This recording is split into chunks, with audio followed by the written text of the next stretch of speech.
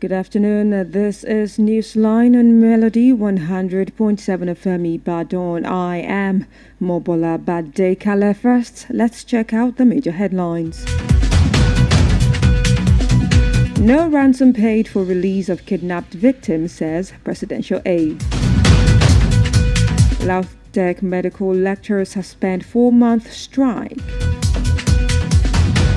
FEDA members urged to keep fighting for justice as advocates.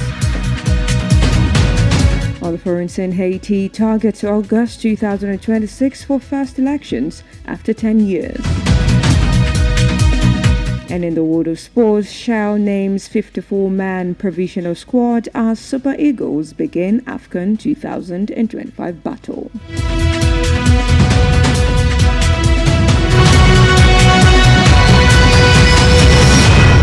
And now the news in details.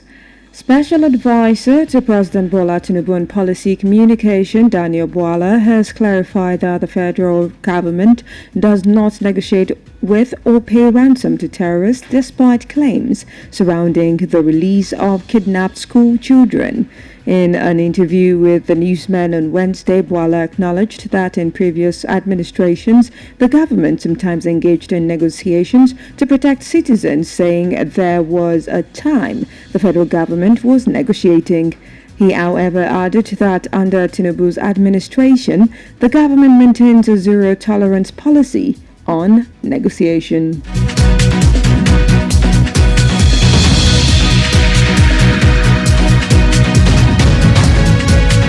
The Nigerian Association of Medical and Dental Academics, Lautech Oyo State Chapter, has suspended its 4-month industrial action following an emergency Congress meeting held on Monday. This was disclosed in a press statement signed by the interim chairman, Professor Michael Olamoyegun, and the interim secretary, Dr. Ayobami Alabi, and made available to Newsline on Wednesday. The statement noted that the academic activities resumed on Tuesday, December 2nd, 2025. The lecturers, who have been on strike since July 31st over the delayed implementation of the consolidated medical salary structure, said the suspension is aimed at allowing constructive and good faith engagement with the university management towards securing full commerce, covering both allowances and arrears. The association highlighted that the only basic salary component of commerce had been paid so far, while all associated allowances and arrears accruing from January 2025 remain outstanding.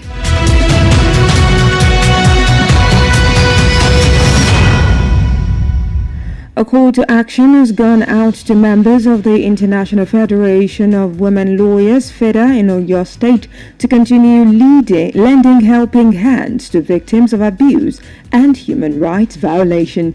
Staff reporter Kudirat Akim Apangba has more on the story.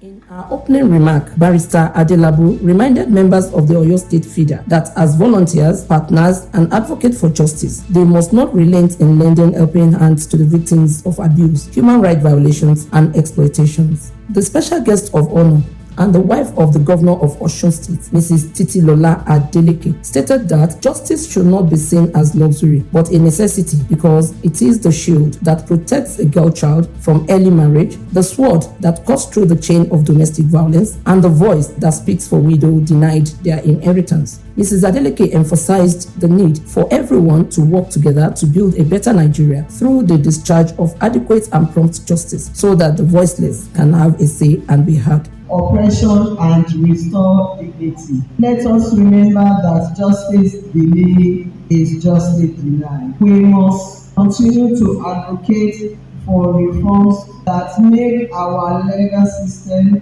more accessible, more responsive, and more compassionate, especially to those who have been historically marginalized. Highlight of the event is the presentation of Award of Excellence to distinguished lawyers and some of the sponsors of the event. From Ibadan, I am Kudrat Akimapapa. Thank you for staying tuned. Newsline returns shortly after this break.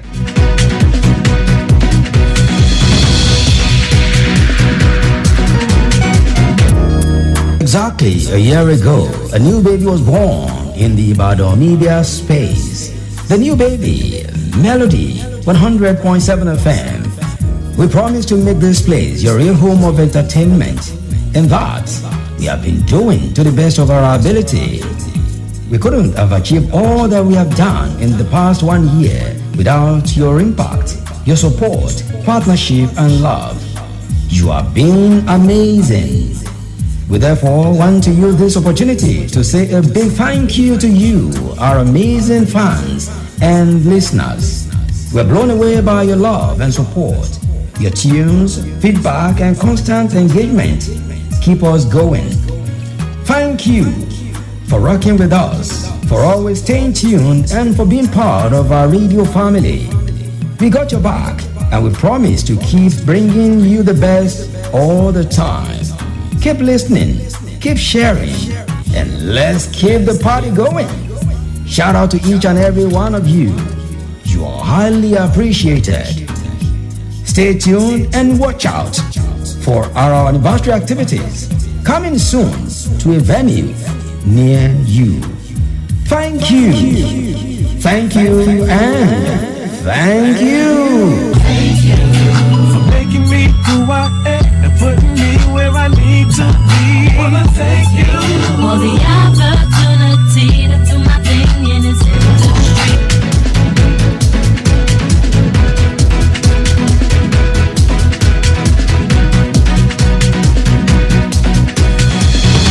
Welcome back. You're still listening to Newsline on Melody 100.7 FM, and now straight to business news.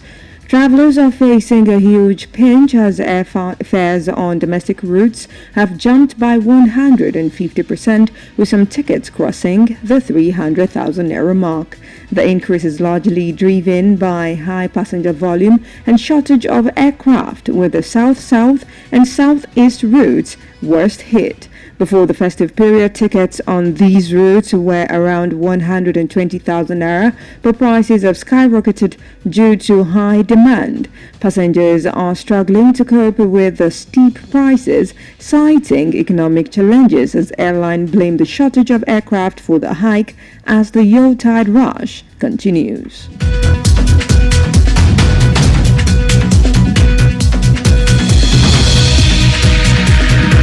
Moving on to the foreign scene this afternoon, gang destabilized Haiti took a big step on Tuesday towards holding its first elections in nearly a decade after transitional authorities announced the Caribbean country would hold a vote next summer. The first voting round of a general election will be held in August 2026, but restoring security across Haiti is essential for polls, according to the Provisional Electoral Council, the body which issued the decree and is responsible for organizing the vote. The restoration of security is a prerequisite for holding the first round of legislative and presidential elections, according to the council's president, Jacques Desrosiers. Haiti, the poorest country in the Americas, has long been plagued by political and security crisis, and the situation has worsened since early 2024 when the then minister, Ariel Henry, was forced to resign by armed gangs who still control much of the capital, Port-au-Prince.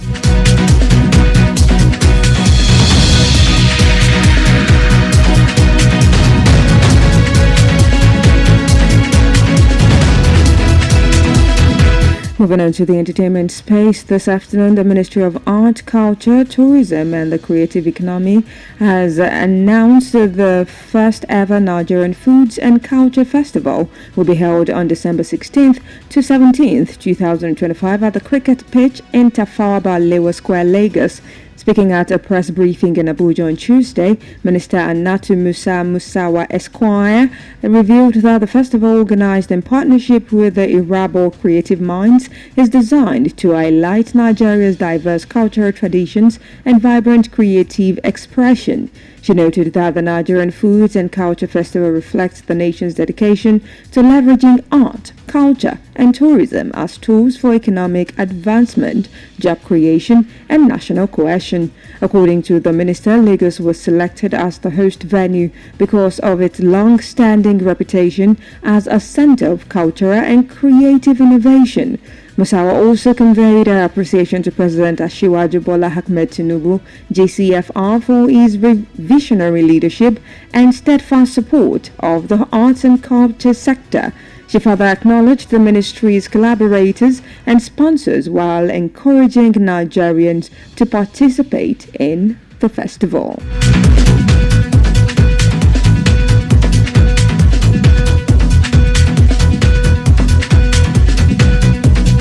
And finally, in the exciting world of sports this afternoon, Super Eagles head coach Eric Shaw has released a 54-man provisional squad for the 2025 Africa Cup of Nations in Morocco, signaling the start of a tough battle for the final 28 places. Announced on Tuesday by the Nigeria Football Federation, the list blends seasoned international with emerging talent, highlighting Shell's approach of reinforcing its core group while assessing both local and overseas players ahead of the tournament. Key figures such as Captain William Troost Ekong, striker Victor Osimhen, midfielder Wilfred Ndidi, and goalkeeper Stanley Wabali headline the squad and are expected to form the spine of Nigeria's challenge in Morocco. Other established names include Maduka Okoye, Zaidu Sanusi, Calvin Bassi, Semi Ajayi, Frank Onyeka, Alex Iwobi, Raphael Onyedika, Ademola Lukman, Samuel Chukwueze, Simon Moses, and Chidera Ejuke, players widely viewed as almost guaranteed selections due to their experience and past performances. Shell has also given opportunities to several home-based strikers like Abdurrashid Shehu, Ebenezer Harcourt, Ekesin Okore, Chisom Orji, and Adekunle Adeleke. With CAF permitting a 28-man final squad, these players will be pushing hard to secure the remaining spots, especially in the areas where the team's depth is still developing.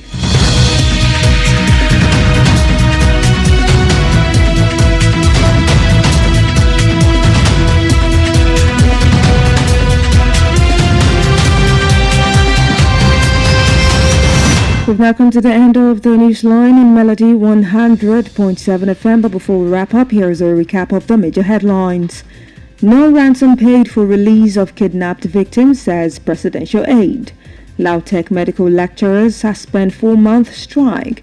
FIDA members urged to keep fighting for justice as advocate. On the foreign team, we told you Haiti targets August 2026 for first elections after 10 years. And in the world of sports, you just heard Shell names 54-man provisional squad as Super Eagles begin AFCON 2025 battle. Do well to join us across our social media platforms for more news stories and excellent programming. The news was compiled by Kudirat Akim Apampa and Bobola Egunfemi and is edited by Eyitayo Olushola. I am Mobola. Bad day, Kale. Good afternoon, and thank you for listening.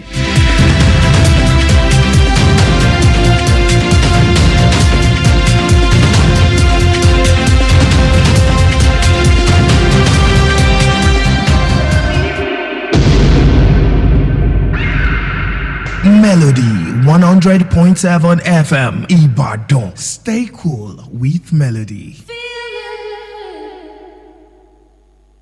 Melody FM lógbòde o táyé ń gbọ́. Máa sọ̀rùn nìbàdàn láti gbẹ̀ǹdà kékelúké. bá a ṣọ̀run nìbàdàn ó kọjá bẹ́ẹ̀. ọ̀rọ̀ irin ló ní gbó ìrìn ẹ̀fọ̀n ló lọ̀dàn ẹja ló ní bú Melody 100.7 FM Ìbàdàn ló lórin àtètò aládìídùn ẹ̀ máa gbọ́.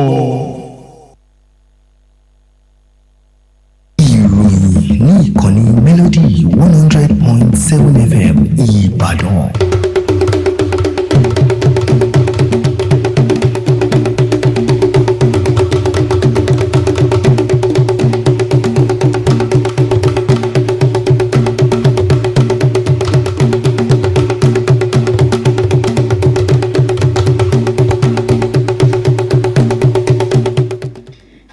Ẹ káàsán. Àkójọpọ̀ ìròyìn la mú wá fún yín láti ìkànnì Melody 100.7 FM Ìbàdàn. Olabisi Ọládìméjì ńlọníròyìn yín. Ṣáájú ẹgbẹ́ kókó tó wà nínú ìròyìn.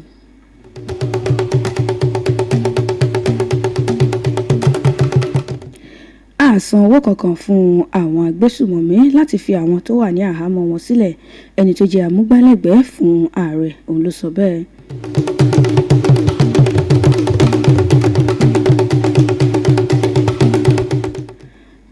Àwọn olùkọ́ tí wọ́n ń kọ́ni nímọ̀ nípa ìmọ̀ ìṣègùn òyìnbó ní ilé ẹ̀kọ́ gíga LAUTECH òun náà ni wọ́n ti gbégi lé eléyìí tí wọ́n ń ṣe lọ́wọ́ yìí wípé àwọn ò ní wá sí ibi iṣẹ́. Wọ́n ní kò sí ní tó jọmọ́ wípé àwọn ti gbégi lé ìyanṣẹ́lódì eléyìí táwọn ń ṣe.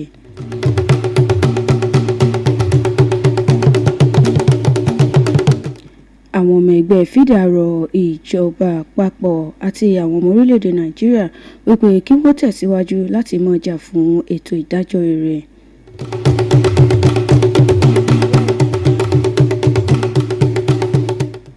Chelsea kọ ikọ̀ ẹlẹ́ni 54 eléyìí tí yóò mọ̀ gbá bọ́ọ̀lù ti AFCON tọdún 2025.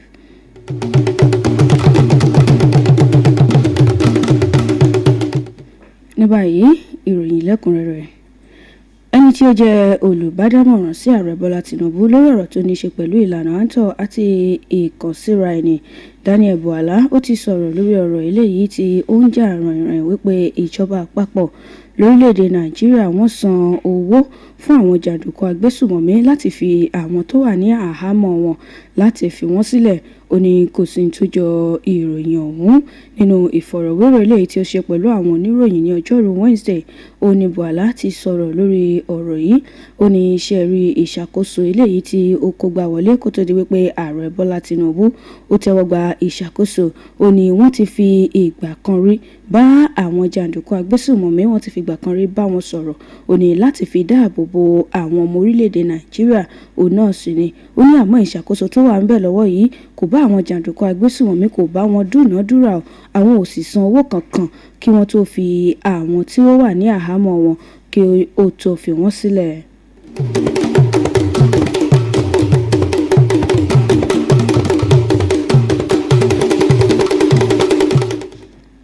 Ẹgbẹ́ Nigerian Association of Medical and Dental Academics tí wọ́n jẹ́ ti ẹ̀ka ilé ẹ̀kọ́ gíga Ládòkè Akíntọ́lá University of Technology tó wà ní ìpínlẹ̀ Ọ̀yọ́. Ó ní wọ́n ti gbégi lé ìyanṣẹ́lódì olóṣù 4 eléyìí tí wọ́n gùn lé. Ó ní eléyìí òun náà ni wọ́n gbégilé ní ọjọ́ Ajé Monday. Eléyìí ló wà nínú ọ̀rọ̀ eléyìí tí wọ́n fi sí ìta fún àwọn oníròyìn tí ẹni tó sì jẹ́ adelé alága ọ̀jọ̀gbọ́n Michael Ọlámóyègún tó bu ọwọ́ lù àti adelé akọ̀wé dókítà Ayọ̀bámi Alábí tí wọ́n fi síta fún àwọn oníròyìn ní ọjọ́rú Wednesday. Nínú àtẹ̀jáde ọ̀hún òun ni wọ́n ti sọ̀rọ̀ wípé àwọn ti bẹ̀rẹ̀ iṣẹ́ padà ní ọjọ́ kejì oṣù kejìlá ọdún 2025 ìyún ọjọ́ Ìṣẹ́gun lánàá òde yìí. Ó ní àwọn olùkọ́ eléyìí tí wọ́n ti wà ní ìyanṣẹ́lódì láti inú oṣù keje ọjọ́ 21 oṣù keje. Òun náà ni ìntòfà tí wọ́n fi yanṣẹ́lódì ní ọ̀rọ̀ lórí owó oṣù wọn. Òun náà ni wọ́n wá ní ìyanṣẹ́lódì ọ̀hún. Òun náà ni àwọn ti gbégi lé báyìí o. Àwọn sì ti bẹ̀rẹ̀ iṣẹ́ padà ní ọjọ́ kejì oṣù kejìlá ọdún 2025. Wọ́n ní bó tilẹ̀ jẹ́ wípé àwọn owó eléyìí tí àwọn béèrè lọ́wọ́ ìjọba wọn tí ì bá àwọn san. Wọ́n ní àmọ́ àwọn ti gbégi lé ìyanṣẹ́lódì ọ̀hún. Àkójọpọ̀ ìròyìn òun ló ń gbọ́ yìí níkànnì Melody 100.7 FM Ìbàdàn.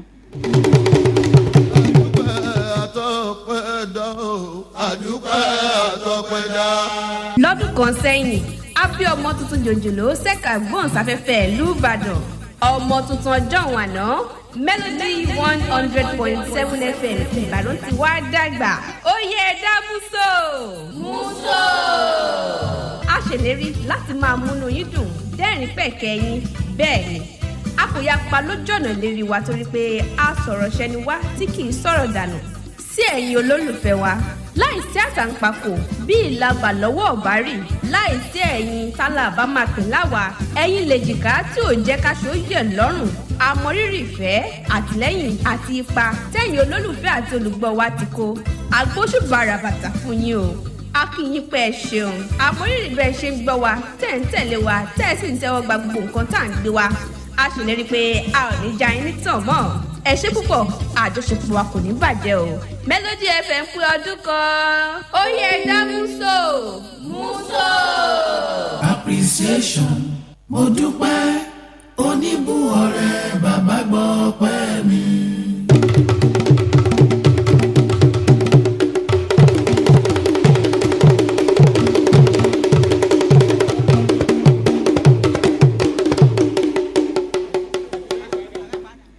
ẹ káàbọ̀ padà àkójọpọ̀ ìròyìn ṣì ń tẹ̀síwájú níkànnì Melody 100.7 FM Ìbàdàn ìròyìn ní ẹ̀ka okòwò àwọn arìnrìn-àjò náà ni wọ́n ti kọ̀rọ̀ ojú sí bí owó ọkọ̀ òfurufú bí ó ṣe gbówó lórí sí pẹ̀lú ìdá 150 wọ́n ní eléyìí òun náà ni kò dùn mọ́ àwọn arìnrìn-àjò lọ́rùn wọ́n ní nígbà tí wọ́n ń sọ̀rọ̀ lórí bí àwọn ọkọ̀ òfurufú yìí bí ó ṣe ti gbówó lórí sí pàápàá jùlọ eléyìí tó wà ní ẹkùn gúúsù àti ẹkùn ìwọ̀ oòrùn gúúsù lórílẹ̀‐èdè Nàìjíríà wọ́n ní àwọn bí ó ṣe gbówó lórí yìí wọ́n ló jẹ́ tí ò bójúmu tó wọ́n ní kó tó di wípé àsìkò ọdún òde wọ́n ní tíkẹ́ẹ̀tì ọkọ̀ òfurufú eléyìí tí àwọn ọmọ ń rà ní 120,000 wọ́n ní ó ti di 300,000 báyìí wọ́n ní bí ọdún bó ṣe ń súnmọ́ yìí àwọn tí wọ́n jẹ́ arìnrìn-àjò ọ̀hún òun náà ni wọ́n ti ń sọ̀rọ̀ lórí bí àwọn ó ṣe ti owó ọkọ̀ òfurufú ọ̀hún tí ò fi ní pa àwọn lára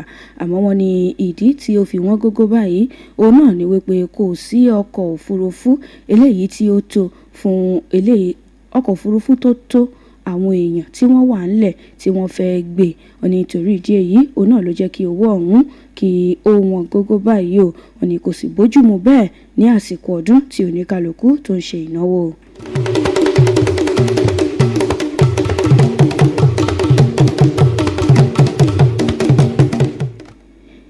ìròyìn ní ẹ̀ka amúlùdùn iléeṣẹ́ ìjọba tó mójútó àṣà ìrìn-àjò afẹ́ àti ọ̀rọ̀ tó ní í ṣe pẹ̀lú ètò ọrọ̀ ajé wọ́n ti kéde wípé orílẹ̀-èdè Nàìjíríà òun náà ni yóò ṣe àyájọ́ ọdún oúnjẹ fún ìgbà àkọ́kọ́ wọn ní eléyìí ni ó sì máa wáyé ní ọjọ́ 16 oṣù kejìlá àti ọjọ́ 17 oṣù kejìlá ọdún 2025 wọn ní ní pápá Tafawa Balewa tó wà ní ìpínlẹ̀ ìlú Èkó òun náà ni yóò ti mọ̀ wáyé nígbà tí wọ́n bá àwọn oníròyìn sọ̀rọ̀ ní ìlú Àbújá ní ọjọ́ Ìṣẹ́gun Tuesday òun náà ni mínísítà Hannatu Musa Musawa ESQ ló ti ṣàfihàn àwọn ìlànà àti bí wọ́n ó ṣe ayẹyẹ ọdún oúnjẹ ọ̀hún lórílẹ̀‐èdè Nàìjíríà wọ́n ní ẹ̀wọ́ in tí àwọn fẹ́ torí gbé kalẹ̀ òun náà ni láti gbé òṣùbà káre fún oríṣiríṣi oúnjẹ ní àwọn oríṣiríṣi ẹ̀yà tí a ní orílẹ̀‐èdè Nàìjíríà.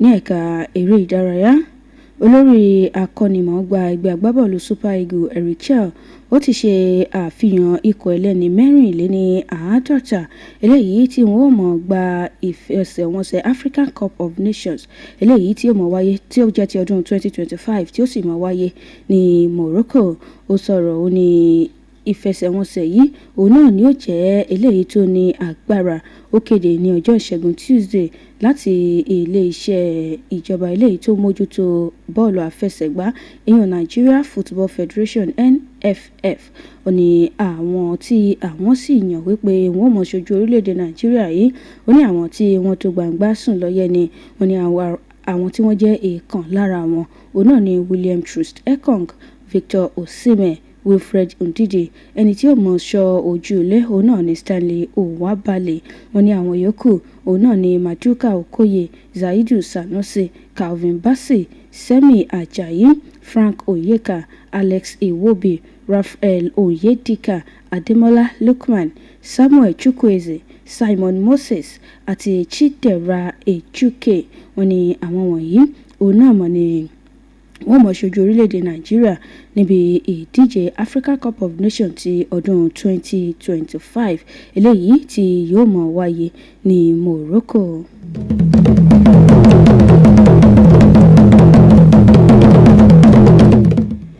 àkójọpọ̀ ròyìn òní jù báyìí lọ níkànnì Melody 100.7 FM Ìbàdàn. Àmọ́ kí n tó máa lọ ẹgbẹ́ àwọn kókó tó wà nínú ròyìn tá a mú wá lẹ́ẹ̀kan sí i. Ìjọba orílẹ̀-èdè Nàìjíríà ò san owó ìbọ̀bẹ́ kankan fún àwọn jàǹdùkú agbésùmọ̀mí kí wọ́n tó fi àwọn tó wà ní àhámọ́ wọn lẹ̀. Àmúgbálẹ́gbẹ̀ẹ́ fún ààrẹ òun ló sọ ọ̀rọ̀ ọ̀hún.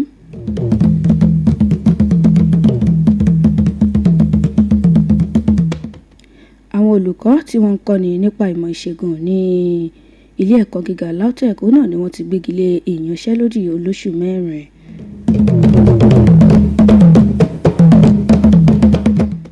Chelsea ṣàfihàn ikọ̀ ẹlẹ́ni 54 eléyìí tí ó mọ̀ ṣojú ẹgbẹ́ agbábọ́ọ̀lù Super Eagles níbi ìdíje AFCON tọdún 2025.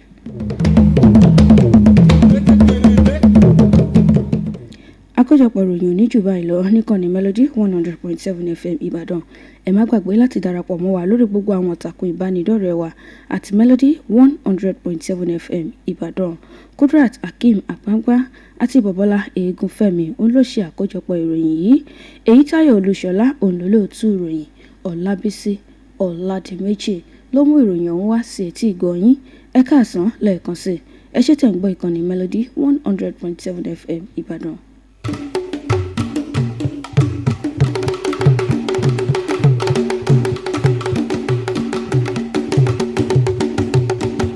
Melody ti dóde ẹ pé kí n gbọ́. Melody.